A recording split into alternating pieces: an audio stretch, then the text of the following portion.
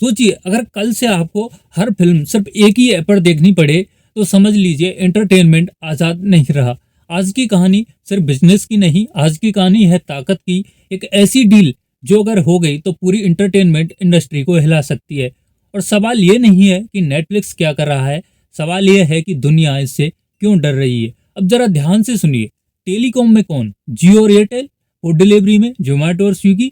E commerce में Amazon और फ्लिपकार्ट। हर sector में दो तीन नाम ही बचे हैं। और अब यही कहानी इंटरटेनमेंट में भी शुरू हो चुकी है। नेटफ्लिक्स जो कभी एक ओटीटी प्लेटफॉर्म हुआ करता था, अब दुनिया के सबसे बड़े फिल्म स्टूडियो वार्नर ब्रोस को खरीदने की तैयारी में है। मतलब ओटीटी प्लस फिल्मों का पूरा कंट्रोल एक ही कंपनी के हाथ में। और यही बात सरकारों को डराती है। वार्नर ब्रोस कोई छोटी कंपनी नहीं है। 1923 में चार भाइयों ने इसे शुरू किया था। Harry Potter, Batman, Superman, Lord of rings और कार्टून नेटवर्क जैसे ये सब एक ही स्टूडियो की देन है। अब सोचिए, अगर ये सब नेटफ्लिक्स के पास चला गया तो आधी दुनिया का मनोरंजन एक ही बटन से कंट्रोल होगा। और यहाँ एक बात ध्यान से समझिए, मोनोपोली कभी धीरे धीरे नहीं मारती, वो पहले विकल्प छीनती है। और जब विकल्प खत्म हो जाते हैं तो कीमत आपकी मर्जी से नहीं, उनकी मर्जी से तय होती है। नेटफ्लिक्स की शुरुआत एक छोटी सी घटना से हुई। रीड हेस्टिंग्स एक डीवीडी लेकर आते हैं मूवी देखने के लिए, और जब उसे वापस करने जाते हैं तो वो कुछ दिन लेट हो जाते हैं और उन्हें $40 का यहाँ पर जुर्माना देना पड़ता है। और इसी जुर्माने से एक सवाल पैदा हुआ कि क्यों ना एक ऐसा सिस्टम हो जहाँ जुर्माना ही ना हो। और इसी तरीके से 1997 में डीवीडी मॉडल पर यहाँ पर नेटफ्लिक्स की शुरुआत होती है।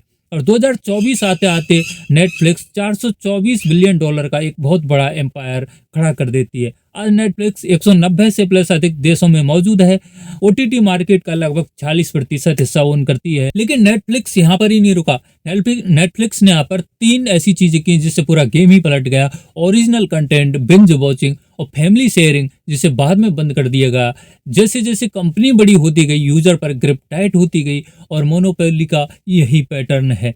भारत में आज नेटफ्लिक्स महंगा लगता है, लेकिन सोचिए, अगर ये सारे स्टूडियो नेटफ्लिक्स के पास चले जाएं तो आपके पास विकल्प कहाँ बचेगा। जैसे इंडिगो एविएशन सेक्टर में है, और जियो और एयरटेल टेलीकॉम सेक्टर में, जोमेटो और स्विगी फूड सेक्टर में।